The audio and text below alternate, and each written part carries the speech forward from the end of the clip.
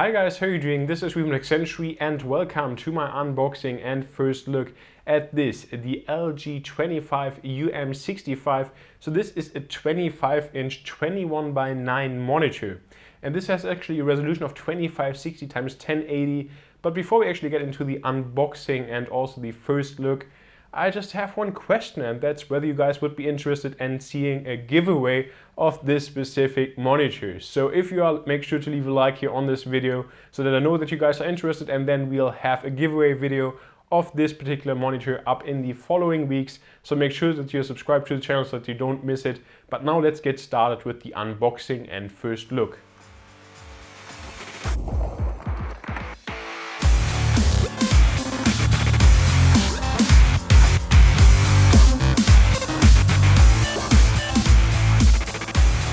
Here we have the box of the 25 UM65.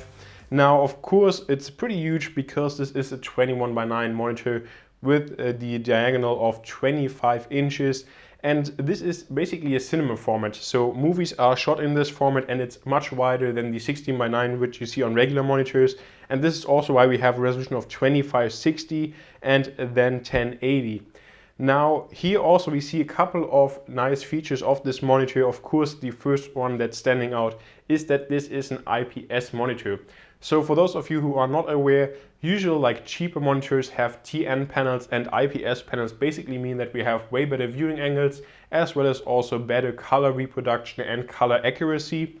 Then again, of course, we see right here that we have this 21:9 aspect ratio. Also dual link up. So for example, you can connect a laptop and a gaming console and have the pictures side by side.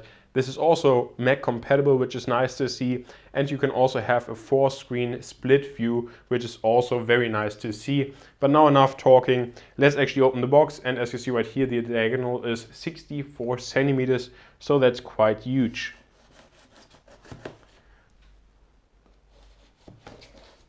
So I hope that this will work without too many issues, but again, this box is pretty huge, as you can tell. So that's always a challenge to get here good in frame. And we can already see, like, the first thing, that there's not much wasted space. We actually see the panel right below here.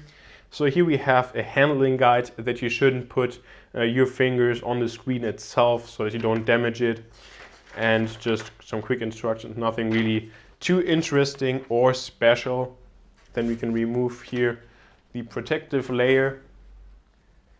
And then we already see the monitor right here, which already looks pretty amazing and just incredible how wide it is. I mean, you see the box and you think, well, it's wide, but then when you actually see it here in person, then it's just even more incredible. So we'll lift this out and actually place it behind here for a minute at least. And then we can remove the rest here. And then we have all the accessories down below. So first off, here we actually have the stand for this monitor.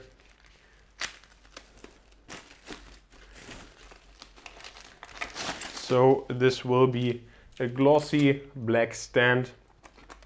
And then we see that we have this regular like LG mount right here. So it's basically just one screw that you have to screw in, so it's very simple.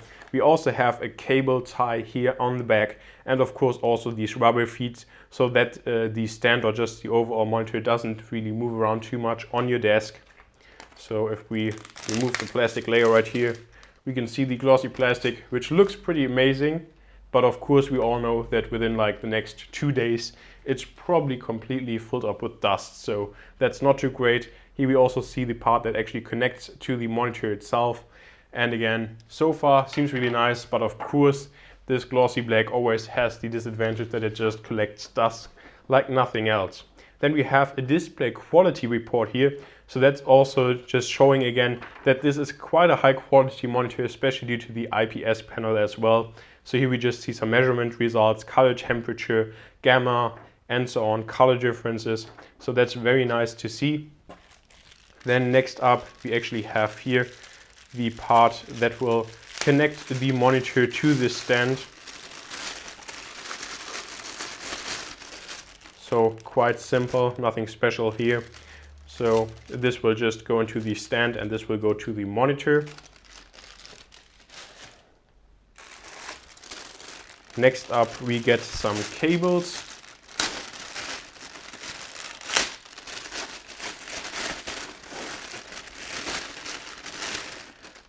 So what do we have in here? We actually have some screws, probably, yes, to actually connect the monitor itself to the stand, and then also what this is, not quite sure.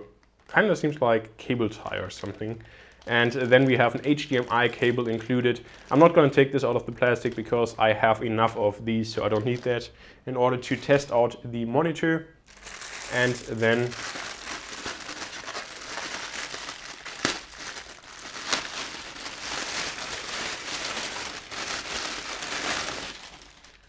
of course, we also have just the power cable right here, which is the one for Germany because I'm based in Germany. But of course, this will vary on the country that you actually purchase this monitor in. And then just this, not even like a standard plug. So this seems to be kind of like a proprietary plug, at least not a cable that you see every day. And then we have this little power brick right here. But this really is a small power brick, so nothing too bad. And it's nice to see that the power brick is just external, because if something happens to the power brick, you can just basically get this replaced and you don't have to send in the entire monitor. And of course, this is the plug that will then connect to the monitor itself. Last but certainly not least, we get the instructions right here. I'm not going to take these out of the box because I don't think that this is necessary, but it's good to see that we have this, as well as also, of course, the warranty information. But that's everything that's in the box right here. So now let's actually continue with assembling this monitor. So right here for the assembly, we shouldn't need much more than this, just regular screwdriver right here. And so first off, we will actually grab the monitor itself. Now we will carefully place this with the face here actually on the table. Of course, we will still keep this protective layer right here so that the monitor doesn't get damaged. And then we'll see right here, if we open this up, that there is actually the part that will connect to this part of the stand right here. So it doesn't seem like we have to remove the plastic completely. So I will just slide this on here. There we go. And then just grab the screws that were included. So we have these right here. 2 screws, nothing too complicated. And this should be a very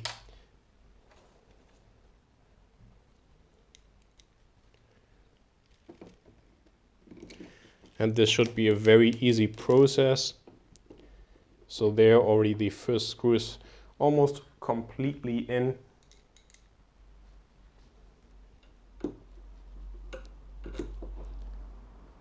There we go with the second one.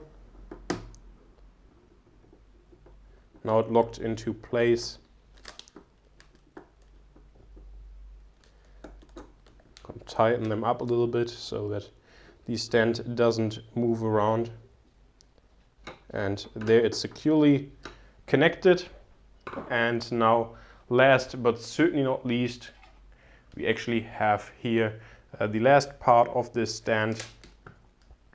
And this will just slide in just like this, and then this will be very easy to screw in. And then we are already connected and also set up.